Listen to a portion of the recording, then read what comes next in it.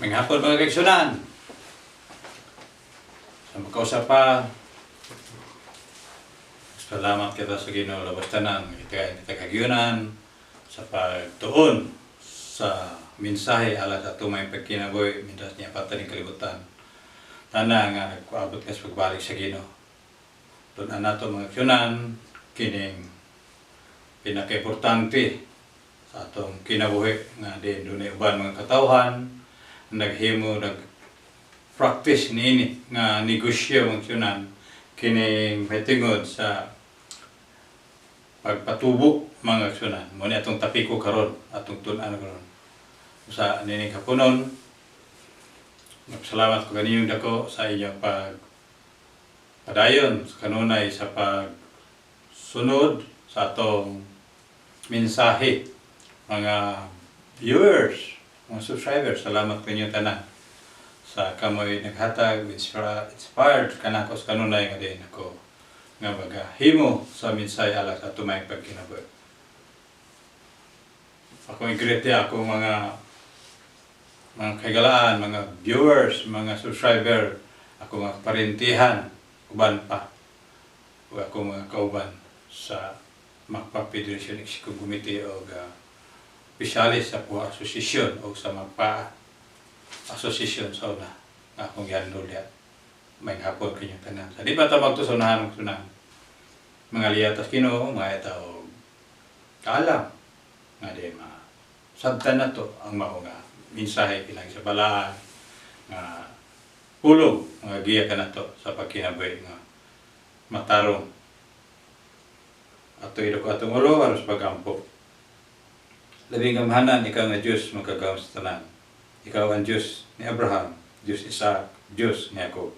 Daghang salamat Ginoo ning kapuno nga din kami nagatuon usab sa pagtuo sa walang mga pulong mintas nakapaabot kami sa imong pagpadayag Ginoo. Panalangin kining mensahe Ginoo makatag ka namo pagtulunan sa pagkinabuhi nga mataro subay sa imong kabuton. Panalangin ni Ginoo ako mga viewers, ako subscriber uban pa nga din doon sila masuluran problema sila kinabuhi. Tabangi sila Ginoo hatag sulbaron. Hatagi sila o kalasigon sa kanunay Ginoo. Salamat Lord sa tanan sa iyong pagamayo. Sa ngalan ni Jesus, amen. Mga kaigsunan, atong nasinati magsunan sa tibok ngaong yuta labi na sa atong lugar, sa atong nasod sa Pilipinas. Ni kuyanap ang kining pagpahulam, kining mandilinding mga kaigsunan. Daghan nga ay nga biktima ang nagpahulam o ang wala mamayad uban mga kaigsunan o na hiago mo sa usahay sa kasamok kumika niini nga negosyo ha mga kaigsunan. Sa atong tunan mga kaigsunan nga magagiya ka nato unsa nga pamaagi gayud nga sa atong pagnegosyo niini mga kaigsunan nga importante nga magasubay kita usab sa espirituhanon nga pahimagno pagtulunan kanato mga kaigsunan. Dinhi mga kaigsunan atong mabasa sa Nehemias chapter 5 verse 10 mga kaigsunan. Sinulat ni propeta Nehemias mga kaigsunan. Diri ingon. Nehemias chapter 5 verse 10. Diri ingon. Ug ako sa mga kaigsunan ug mga alagad ko magpahulam kanila og salapi ug trigo. Ako nangaliyo po kaninyo atong biyaan kining pagpahulam uban ang tubo nga hilabihan. Pwede di kita makapapahulam mga kaigsunan apan dili palabihan mga kaigsunan. Labi na kining 20% mga kaigsunan. Dahil ang tubo mo tubo pagyud nga dili mabayaran mga kaigsunan. Muna uban mga kaigsunan nagilud sa kalisod nga igo-igo ra gyud alabi ang ilang sweldo. Gumikan nagapos sila nining negosyoha sa paghulam sa mga salapi ng hilabihan kadako mga kaigsunan. Dili nato malilom sa atong mga mata. Ito makita atong mga higala, atong mga kaigsunan ba nga diin nagagulo ni ining negosyo ha nga ang tubo mo tubo pagyud kun dili ka bayad labi na kining labihan kad ako sa tubo. Usa ingon diri si Prophet Jeremias, ako usab mga kisunan, mga alagad ko, maghulam kanila og salpi o trigo, ako nangaliyo ko kaninyo atong biyaan kining pagpahulam uban ang tubo nga ilabihan mga kisunan. Sa unang panahon mga kisunan, wala pa magpadayag si Ginoong Hesus din sa kalibutan. Ana-ana ning negosyo mga kisunan.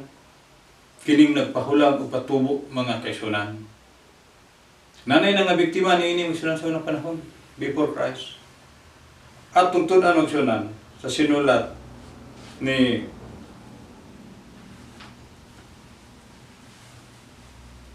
sa Dus Hari mga kisunan.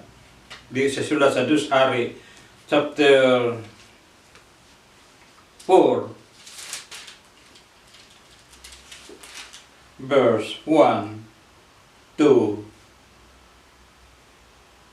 7. Atong tunan mong sunan sa unang panahon nga dunay ang biktima nini pagpatubo mong sunan. Nabalaka nagol ang usa ka babae nga diin balo naman siya mga sunan. Siya ra isa nabilin o dunay siya duha ka anak ka lalaki. Unya mga sunan, gianhaan siya sa nagpahulam kaniya og salpi sa pagpatubo. Wa man siya ikabayad mga sunan. Gusto sa katong nagpatubo, nagpahulam og kwarta, gusto siya kwaon ang iyang anak kadto ka mo silbi ibayad kaniya. Kao man siya kabayad. Usa nagul kay siya mga. Salamat dalang sunan. Dunay usa ka tawo nakasulbad sa iyang problema sa iyang pagpahulam sa patubo mga sunan. Kay gusto na gyud kwaon sa nagpahulam og salapi. Kwaon ning duha ka na. Nagul kay siya. Busa ato basahon din sila. Sinulat sa Dus Hari chapter 4 verse 1. Atong patlimhugan ug atong sabton magsunan ug unsa kini kitabo sa usa ka babae nawad-an siya o paglaom nag-uol kay siya padunay usa ka tawo nagtabang kaniya. Di mga sunan. Dus Hari chapter 4 verse 1 to 7 atong basahin na. Karon dihay mituaw nga usa ka babae gikan sa mga asawa sa mga anak nga lalaki sa mga manalagna ngadto kang Eliseo nga nagingon, ang imong alagad nga akong bana namatay ug ikaw hibalo nga ang imong alagad hadlokon kang Hiuba ug ang hulamanan sa salapi aniya aron sa pagkuha alang kaniya sa akong duha ka mga anak aron ulipunon mga kinunan. Grabe sa unang panahon ng sunan.